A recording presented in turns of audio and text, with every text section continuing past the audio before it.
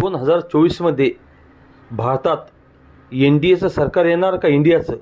चला आपण जाणून घेऊ रणनीतिकार प्रशांत किशोर यांच्याकडून। कहा कि हमें 370 और एनडीए के 400, तब से मैं कह रहा हूं कि बीजेपी के 370 तो आ ही नहीं सकते। ये तो बिल्कुल नारेबाजी है, अपने कार्यकर्ताओं को के लिए है, लेकिन 370 बीजेपी के अपने से नहीं आ सकते हैं।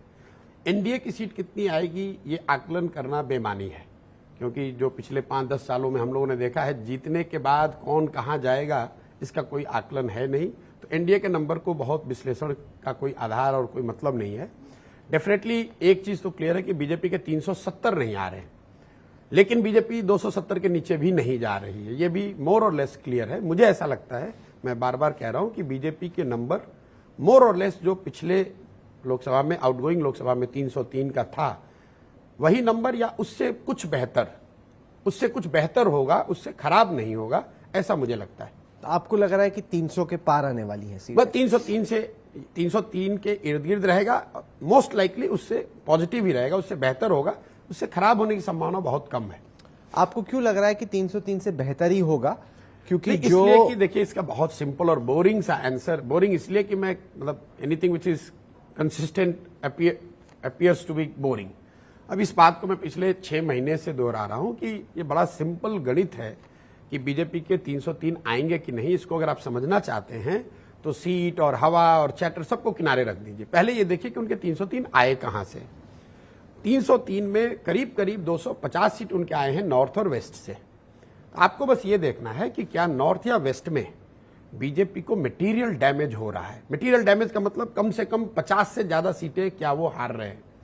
और दूसरा जो देश का हिस्सा है, ईस्ट और साउथ, बिहार, बंगाल, उड़ीसा, तेलंगाना, आंध्र प्रदेश, तमिलनाडु और केरल, इन 225 सीटों में भाजपा के पास अभी इस लोकसभा में करीब 50 सीटें हैं। तो इन 250 सीटों में क्या हो रहा है?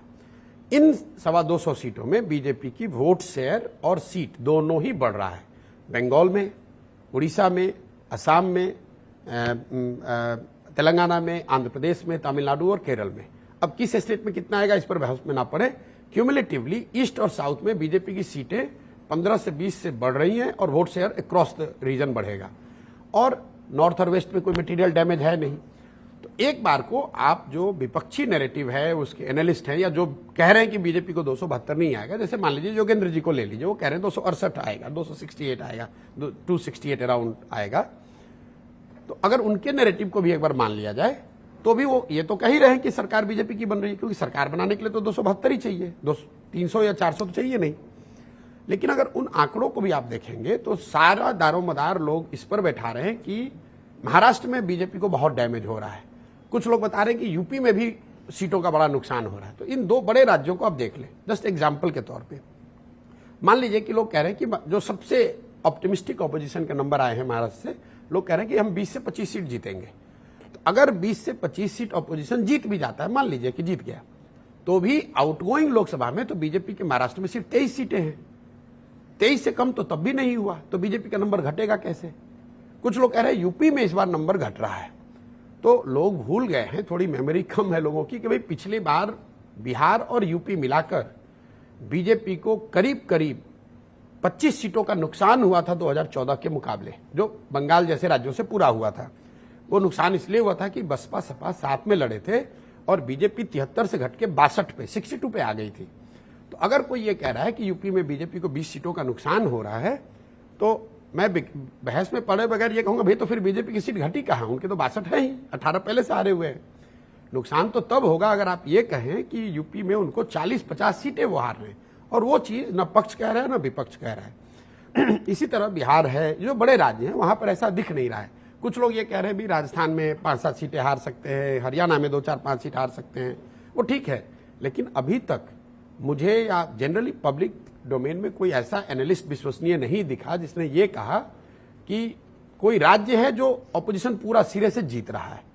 तो नंबर वो ऐड होगा नहीं। और वेस्ट और नॉर्थ, एक बार को राजस्थान में कांग्रेस 3 जीतेगी, 5 जीतेगी, 0 जीतेगी, वो तो समय बताएगा। लेकिन अगर आप वर्स्ट केस भी बीजेपी के लिए मान लें तो इस पूरे रीजन में वेस्ट और नॉर्थ में बीजेपी को 50 सीटें हारते हुए मैं नहीं देख रहा हूं, और ईस्ट और साउथ में उनके 20-25 सीट बढ़ रही है। तो मोटे तौर पे उनका स्टेटस को बना रहेगा और they will add some to the total which they had. भारतीय राजकारणातील चाणक्य आणि अत्यंत बुद्धिवान असलेले चाणक्य रणनीतिकार प्रशांत किशोर यांना काय वाटते, देशात 2024ला आता भाजप मित्रपक्षाचं सरकार येईल की काँग्रेस मित्रपक्षाचं, NDAचं सरकार येणार का इंडियाचं? चला तर आपण प्रशांत किशोर यांच्याकडे जाणून घेऊया, अर्थात PK यांच्याकडून। गेल्या अनेक वर्षापासून रणनीतिकार प्रशांत किशोर यांनी भारतातील मोठ्या बड्या नेत्यांना निवडणुका कशा जिंकल्या पाहिजे, कोणते मुद्दे घेतले पाहिजे, कशी रणनीती आखली पाहिजे, हे सर्व त्यांनी कोणत्या वेळी कोणती खेळी खेळली पाहिजे याचा अचूक अंदाज प्रशांत किशोर यांना आहे। त्यामुळेच 2014मध्ये त्यांनी नरेंद्रजी मोदी यांची रणनीती प्रशांत किशोर यांनी आखली आणि त्यांना देशाच्या पंतप्रधानपदी बसवलं। त्यानंतर भारतातील अनेक बड्या नेत्यांना सल्ला दिला, त्यांचे सल्लागार म्हणून त्यांनी काम पाहिलं। त्यामध्ये बिहारचे मुख्यमंत्री नितीश कुमार, पश्चिम बंगालच्या मुख्यमंत्री ममता बॅनर्जी, दिल्लीचे मुख्यमंत्री अरविंद केजरीवाल यासारख्या अनेक बड्या दिग्गजांना त्यांनी सल्ला दिला आणि रणनीती कशी आखली पाहिजे, कोणते मुद्दे घेऊन लढले पाहिजे यावर त्यांना मार्गदर्शन केले, त्यांना सहकार्य केले। आजच्या घडीला भारतातील सर्वात हुशार व चाणक्य व अत्यंत बुद्धिवान असलेले राजकीय अभ्यासक, रणनीतिकार म्हणून ज्याचा भारतात उल्लेख केला जातो असे प्रशांत किशोर अर्थात PK यांचेच नाव घेतले जाते। 2024च्या लोकसभेच्या निवडणुकी निकाल कोणाच्या बाजूने लागेल याचे भाकीत चला प्रशांत किशोर यांच्याकडे जाणून घ्यावा, अर्थात PK यांच्याकडून। भारतीय राजकारणातील चाणक्य रणनीतिकार असं नाव असलेले प्रशांत किशोर यांना काय वाटते की देशात कोणाची सत्ता येणार आणि काय परिस्थिती राहणार याची सविस्तर माहिती घेऊ त्यांच्याकडून, पक्षाला फायदा व्हावा। भारतीय राजकारणातील चाणक्य रणनीतिकार प्रशांत किशोर यांना लोकसभा निवडणुकीत त्यांचा काय अंदाज आहे, त्यांना काय वाटते, देशात सरकार इंडियाचं येणार का इंडिया आघाड़ीचं? पूरा ये कैंपेन चला है, जो नैरेटिव है, चैटर है, उसका मैं एक ही चीज देखता हूं कि तीसरे टर्म में मोदी इतने ताकतवर नहीं होंगे जितने कि वो दूसरे टर्म में थे। नंबर भले ज्यादा आ जाए, ये आपको लग रहा है? मुझे लग रहा है, ये मेरा एक नया अपना असेसमेंट जो मुझे 2 किस आधार पे मैं वो बता रहा हूं, क्योंकि 14 में मोदी जी के लिए एक बहुत बड़ा, Modi was a symbol of hope for lot of people. Modi ji आएंगे देश बदल जाएगा।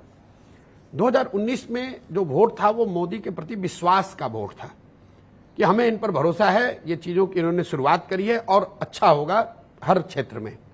2024 का जो वोट तो है बीजेपी को, वो जीत के भी आ रहे हैं, लेकिन वो वोट स्केप्टिसिज्म का है, वो वोट रिलक्टेंस का है, वो वोट ऑल्टरनेटिव न होने का है।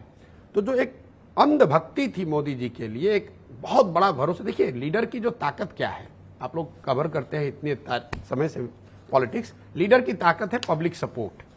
उस पब्लिक सपोर्ट के इंटेंसिटी में, आई underline the word, public support के इंटेंसिटी में कमी आई है और इसीलिए आपको ये चैटर जो आपको दिख रहा है कि ग्राउंड पे उस तरह की मोदी जी के नाम पे लहर नहीं है।